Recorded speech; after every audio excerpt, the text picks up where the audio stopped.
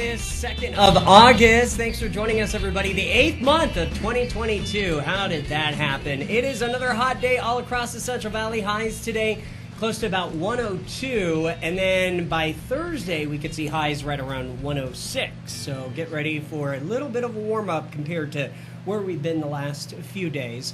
It is time for our real estate and home improvement segment, and joining us live in our Tower District studios today, please welcome. Now, say, because the lower third, the graphic says Rip and Diana. Yeah, we're a team. But You're a team. I always include my wife. Oh, okay, all right, okay. She's busy right now, I'd Correct, imagine. working. She's working, yeah. So, well, welcome. Thanks for joining us. Appreciate it. So, first off, you've got a couple listings. Couple listings. Push. So we're going to talk about that in just a second. Sure. But I do have to ask, how is the market? Because things are changing. The market's always changing. It's a great question, and real estate, we get that a lot. I've been doing the same search since 2008. I've done Fresno, the city of Fresno, city of Clovis, single-family residents, and PUDs. So back when the market crashed, it got down in the low 200s, 178 for inventory. That's all that was available.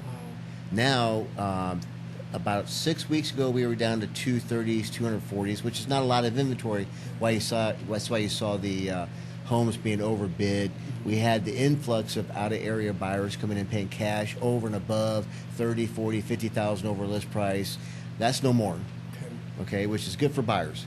Now we're seeing up to about 850 houses on the market right now. So we went from 238 to 850 in a relatively short period. And we believe that had a lot to do with the interest rates. So a lot of buyers just got burned out. They're doing offer after offer after offer, getting beat out. And now it's more fair market for buyers. I'm seeing buyers that are putting an offer on a home and getting it accepted. So prime example, my two listings here, my first one I had 4 offers in a week, and this house was listed below market value. And they're still coming in below market value. So that one is hopefully that will come in shortly. But the other one, it's a little bit different property. It had a tenant in it, which is always a negative. If you're a seller, you want to make sure it's vacant before you list a property. And I've got a guy that's supposedly an agent's going to write it up, but he says, well, how come it's been on the market so long? I'm like, okay, the market's changing. Right. Plus we had a tenant, and the tenant just vacated end of July. So that's the reason for that. But the market is definitely shifting. The interest rates are up. We do see them coming down a little bit. And I think it's the buyers, if you are pre-qualified with a local lender, which I strongly recommend buyers get a local lender, and you should be able to save that money where you're not paying over the $30,000, $10,000, whatever it is, and you're going to be able to use that money to do improvements. Perfect. Okay. All right. So what's the first listing? First one I've got is 5598 West Saginaw. Okay. It's a fairly new home. It's built in 2020. It's a nice house. It's the first thing I want you to bring attention to is it's got owned solar. So when you buy this house, solar's free for you basically.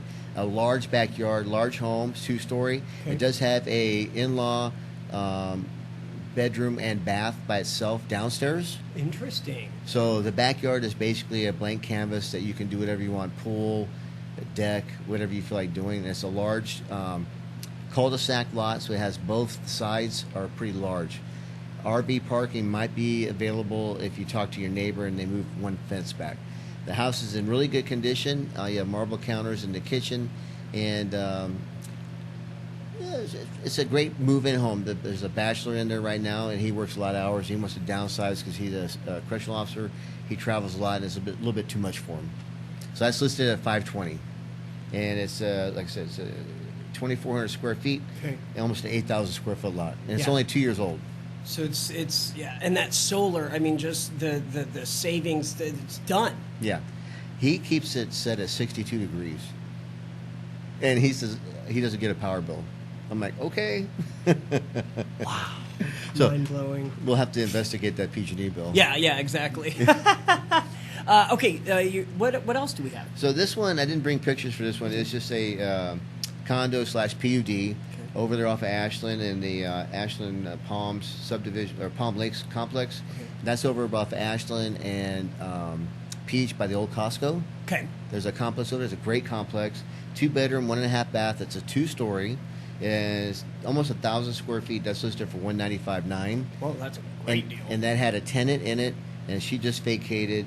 And the HOA on that one is under $300 a month, and it covers a pool house and yard maintenance. And what's the size on that again? It's almost 1,000 square feet. And how many bedrooms? A 2-bedroom, 1.5 bath. 1.5 bath for less than $200,000 in Fresno. Correct. That's not bad. No, not at all right now. So if you're a first-time home buyer, right, that's or an investor, more so a first-time home buyer, especially if you're getting beat out on the lower end of the scale.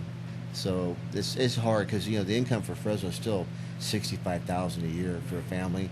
So unfortunately, the prices have gone up. So that's why we'll see the pressure on the home prices being kept low because our income that the folks here make is still really low. Right.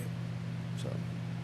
Yeah, it's interesting when you do all the numbers and kind of look at everything. We are seeing now that the buyers are not having to pay over list price, which is great. And we saw that for what, 2 years? Yeah, it was bad. It was brutal. Brutal. Yeah. It was a blood sport. It was bad. It was bad. And the new homes, we're now seeing on the new homes builders that they're starting to offer reduced pricing,